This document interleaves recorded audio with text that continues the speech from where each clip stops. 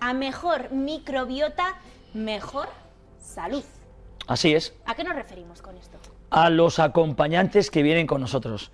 Tenemos un montón de microorganismos que en función de cómo sean nos van a dar beneficios o no. Generalmente el tipo de vida y el tipo de dieta tienen mucho que ver con esos acompañantes.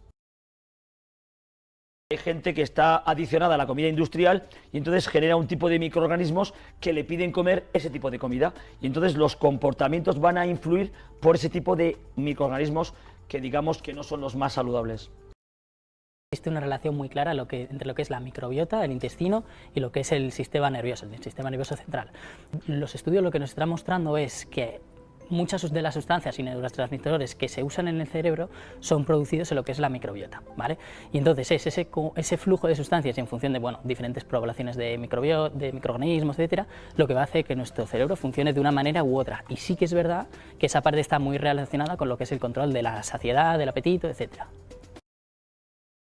Digamos que cuando una mujer da lactancia materna, el contenido de la microbiota del niño va a ser diferente a cuando tiene otro tipo de lactancia artificial. O sea, la lactancia artificial genera una microbiota más parecida a la del adulto que la que debería ser la del niño bebé. Es decir, las bacterias que tenemos, pues los lactobacillus, bifidobacterias y un montón de acompañantes, podemos tener más de 1000 tipos de cepas bacterianas, de las cuales pues hacen que estemos bien, ¿no? Porque influyen en nuestro comportamiento, pero también en nuestra inmunidad. Entonces, si nosotros comemos bien, las bacterias nos protegerán de muchas cosas y si comemos mal, pues igual desarrollamos otro tipo de bacterias que no son tan buenas, por ejemplo, algunos hongos como la cándidas o algunas levaduras o algunas bacterias que no necesitan fibra para reproducirse, sino otros nutrientes que son proteínas y azúcares. Por ejemplo, ¿qué pasa con la obesidad? Con esos microorganismos que pues finalmente hacen que una persona también esté obesa. ¿Qué pasa con ellos? Dicen que la microbiota, es decir, el conjunto de microorganismos que hay en el intestino de la persona obesa es diferente a la de la persona que es más delgada. O sea que también es verdad que analizando ese tipo de microorganismos se puede predecir la obesidad de esa persona. Y es verdad que el tipo de comida pues genera un tipo de microorganismo y lógicamente lo que tenemos que hacer es darles plantas a nuestras bacterias para que se reproduzcan las bacterias que son buenas, las que comen la fibra fermentable que luego ellas van a desechar en forma de ácidos grasos de cadena corta, que son los sanos para el intestino delgado, el intestino grueso y para todas las funciones de nuestro organismo. ¿Qué tenemos que hacer, por ejemplo, Rodrigo, ¿no? Para que nuestro cerebro nos diga que tenemos que comer, que tenemos que alimentarnos bien? ¿Qué tenemos que hacer? Bueno, digamos que al final eso va a depender mucho de nuestras necesidades. Sí que es verdad que hay personas que se van a ver muy beneficiadas del consumo de diferentes prebióticos y probióticos, precisamente porque igual tienen una deficiencia que antes no estaba, que era latente y que ahora mismo se está expresando en diferentes síntomas y que con la alimentación se puede corregir. Es muy interesante este punto porque todos los estudios o toda la bibliografía científica nos dice que personas con problemas a nivel cognitivo, al menos un 50% de ellas tienen también un problema intestinal, y personas con un problema intestinal en la misma proporción prácticamente desarrollan en un futuro problemas cognitivos. Entonces es algo muy interesante de estudiar y muy interesante de tener en cuenta porque tenemos que saber que las bacterias no solo se reducen al intestino, sino que también se ocupan prácticamente todo nuestro organismo. Entonces eso es muy muy importante. Hay alimentos que se llaman prebióticos, que son sustancias que comen las bacterias buenas para crecer, y luego son los probióticos, que son las propias bacterias saludables. Entonces, por ejemplo, si cogemos aquí dos productos lácteos, que uno es el yogur natural y otro es el kéfir, pues los dos son probióticos, porque son alimentos que llevan incorporadas bacterias saludables, o sea, tienen bichos que nos van a favorecer la salud intestinal. Se llamaría de probiótico.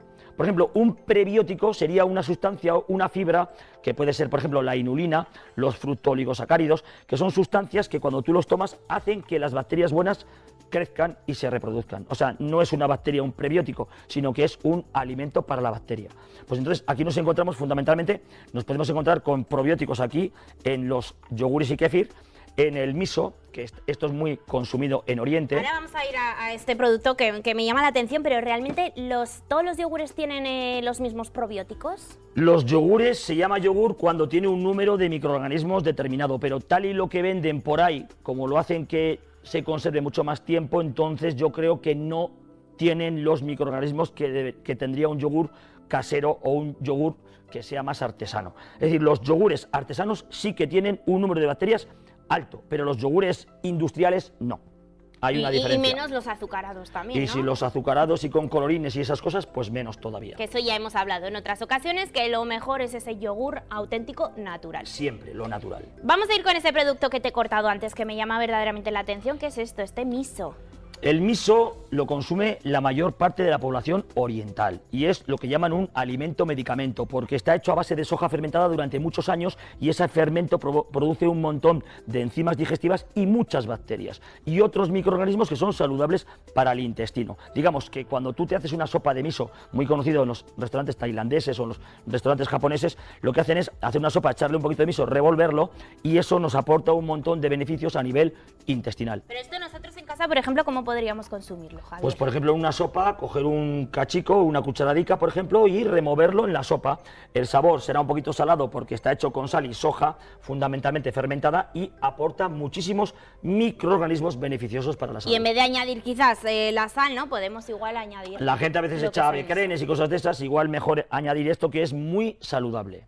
Venga, vamos a seguir, los kiwis. ¿Por qué nos has traído kiwi? Porque Bueno. la verdad yo elijo mucho el kiwi para desayunar. Claro, Javier. he traído kiwi y piña, por ejemplo, porque son alimentos que tienen muchas enzimas digestivas. De hecho, la piña tiene bromelaína, que es una enzima que nos ayuda a digerir bien las proteínas, y los kiwis también tienen otras enzimas que no sé ahora exactamente el nombre concreto, pero que también nos ayudan a digerir nuestras propias proteínas que consumimos. Digamos que las enzimas digestivas son muy carentes en la población actual. ¿Por qué? Por el estrés, por la comida. Entonces, alimentos crudos como el kiwi o la piña o la papaya aportan enzimas que son beneficiosas para la salud.